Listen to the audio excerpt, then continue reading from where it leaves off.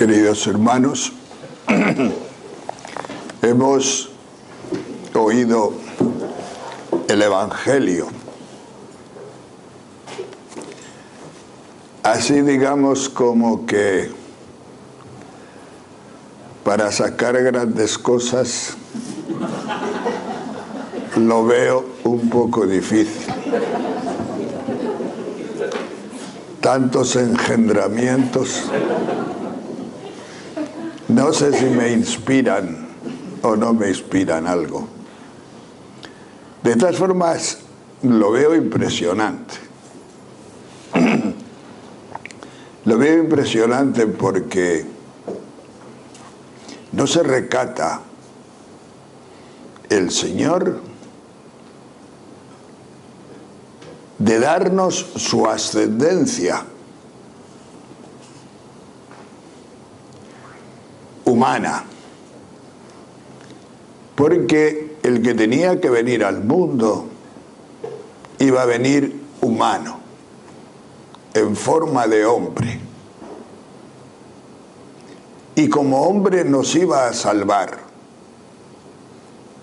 y en su carne iba a morir, en su carne iba a ser enterrado, y en su carne iba a resucitar. Y su carne es semejante a la nuestra. Entonces, pues, me impresiona que la Biblia, pues, haya puesto estas generaciones, que por supuesto son más, pero lo cuadra así muy bien, 14, 14, 14. Y es la ascendencia humana de Jesús, para que sepamos que es la humanidad de Jesucristo por donde viene la salvación, y es la humanidad de Jesucristo por donde nos viene la vida, y que esa humanidad de Jesucristo es el camino, es la verdad y la vida. El que quiera emplear grandes conceptos y términos para llegar a Dios, si no pasa por la pequeñez de un niño, de un hombre, pues sencillamente no ha entendido. Ha entendido el proceso de Dios y no ha entendido la idea de Dios.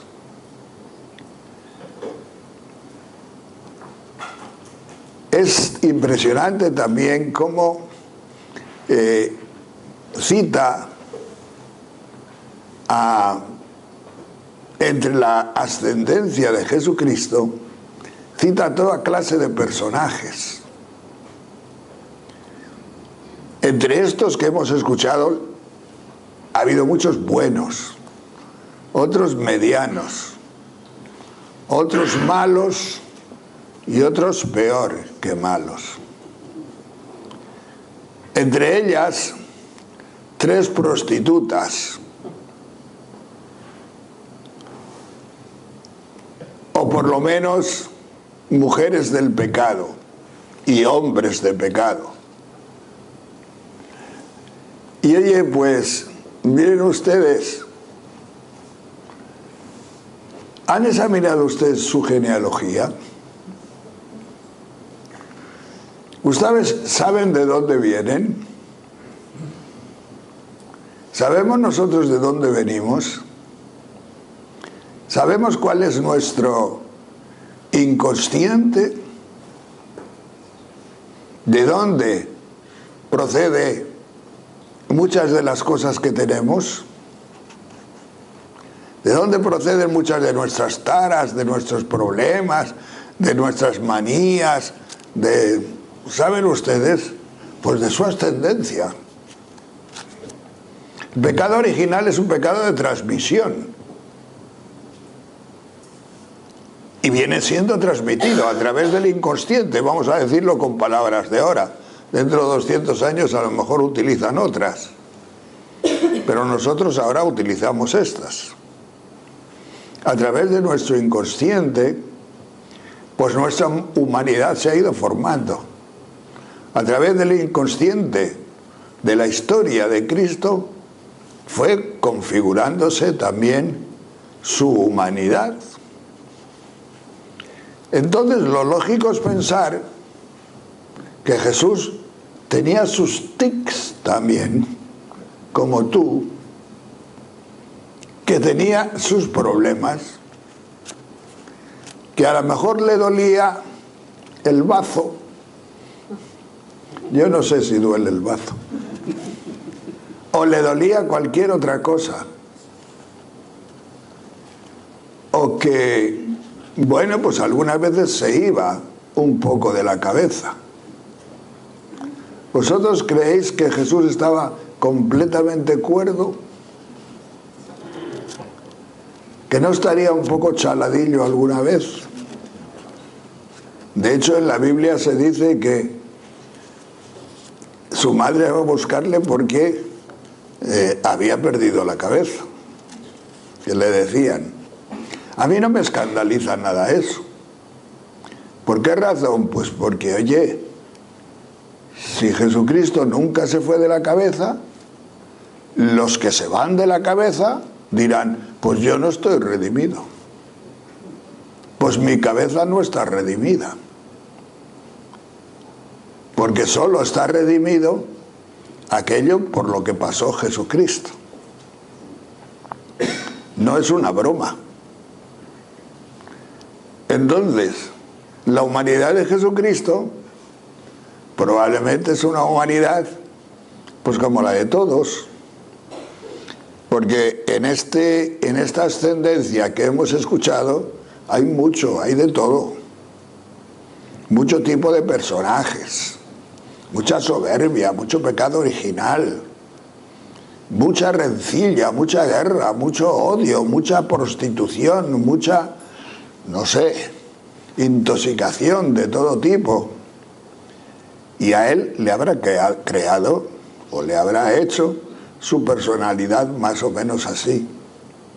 ¿Y por qué digo esto? Pues porque, bueno, es que tenemos tendencia a no creer en la humanidad de Jesucristo. Y si creemos en la humanidad de Jesucristo, tiene que ser la humanidad que tiene una ascendencia, tiene que ser la humanidad que viene de Adán y Eva, tiene que ser la humanidad con un inconsciente, tiene que ser una humanidad en la cual sencillamente todas las taras de los hombres están ahí impresas. Entonces, pues, vamos a dejarle. Vamos a dejarle. Jesucristo tiene un día en el Evangelio en el que dice, un día que se ve clarísimamente, durmió en Betania. Se conoce que durmió mal, porque durmió y se levantó cabreado. Y es un problema que un personaje como Jesucristo se levante cabreado. ¿Y qué sucedió? Pues miren ustedes, sucedió que bajando se encontró con que no le habían dado de desayunar y tenía hambre. Y se fue a una higuera, no era tiempo de higos, a buscar higos. ¿Y qué pasó? Que no tenía higos la higuera. Y como estaba cabreado y tenía poder, le dijo a la higuera, sécate, maldita. Y se secó. Y la higuera se secó. Va un poco más adelante y entra en el templo. Habían entrado en el templo montones de veces, pero aquel día le fastidió de una manera especial todo lo que estaban haciendo aquellos tahúres con sus cambalaches, vendiendo palomas y vendiendo corderillos y vendiendo todo. Y como él traía el mal café dentro, cogió unos cordeles y unos látigos y se lanzó contra todos. Y la de Dios es Cristo, iba a decir. La lió. Y entonces, pues, ¿de dónde te viene esta autoridad? Le decían, y ni contestó. Cuando volvían otra vez, por la tarde, pero todavía le duraba la cosa, cuando volvían otra vez para dormir en Betania, lo podéis leer en el Evangelio, está en la misma. Le dice Pedro: Señor, la higuera que has maldecido se ha secado. Y dice el Señor, dice: y así os secaréis todos vosotros. Como no tengáis fe, como no les amenaza. Entonces me imagino que Pedro y los demás dirían: hoy no es el día.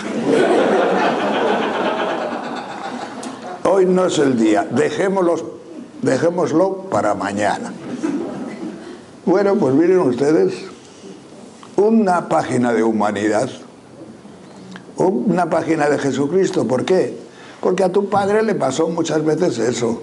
Tu abuelo, no digamos, tu abuela no se atrevía, pero por lo bajo.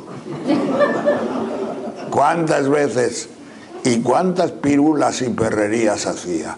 Y el otro, y el otro, y el de más allá. Bien, la humanidad de Jesucristo tenemos que acogerla con el cariño de nuestra propia pobreza, con el cariño de nuestra propia realidad redimida, con el cariño con que Dios ha querido que este hombre Jesús viniera a este mundo.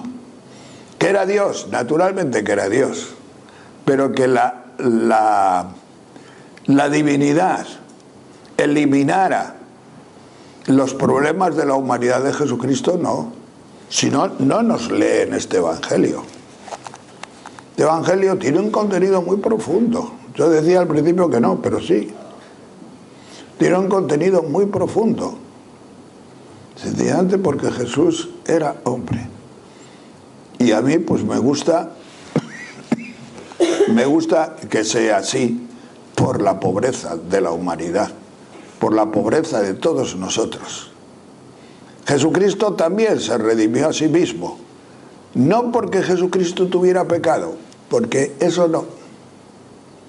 Fue eliminado su pecado desde el principio por la unión hipostática, pero las consecuencias del pecado las tenía, igual que María, es decir, sufrimientos, líos, nervios. Porque las cosas que llamaba a los fariseos de vez en cuando, si las llamo yo aquí, a unos cuantos fariseos que conozco, me denuncian y me llevan a la cárcel por lo menos 72 horas. Es decir, bueno, pues miren ustedes, qué cosa, ¿verdad? La humanidad redimida. Jesucristo no tenía pecado, no podía tenerlo, porque le resguardaba la divinidad y le resguardaba el don de Dios, por supuesto, y la acción de Dios y la acción del Espíritu Santo, pero sí las consecuencias del pecado, que son las mías, las tuyas y las de los demás allá. Nosotros tenemos pecado, y tenemos pecado original, y lo tenemos una soberbia y unas cosas desde dentro. Y esta soberbia y esta cosa nos hace muchas veces que nosotros no seamos hombres del todo cabales, precisamente porque nos miramos a nosotros mismos y somos unos egoístas, profundamente egoístas. Pero, ¿quién es capaz de distinguir entre nosotros, en Jesucristo, lo que sería pecado y sus consecuencias? Yo no, pero lo acepto así. Yo acepto un Cristo humano, acepto un Cristo como es, yo acepto un Cristo con angustia. Si es posible, pase de mí este cáliz. Y dice San Lucas, angustiado. Angustia es consecuencia del pecado. Se tiene angustia ante el temor, ante la muerte. Angustia, y Jesucristo la tuvo, consecuencia del pecado. Es que yo le voy a quitar la angustia a Jesucristo, pero si le quito yo la angustia a Jesucristo, ¿qué es de la mía? ¿Qué es de mi angustia? Alguno de vosotros dirá, porque entre los carismáticos hay mucha gente, digamos, un poco, pues no sé, un poco volada.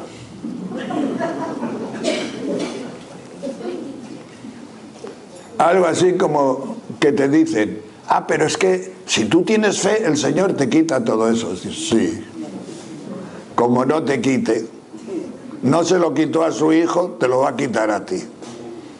El Señor no te quita nada, no te quita nada. Si eres feo, lo eres. Y si tienes angustia, la tienes.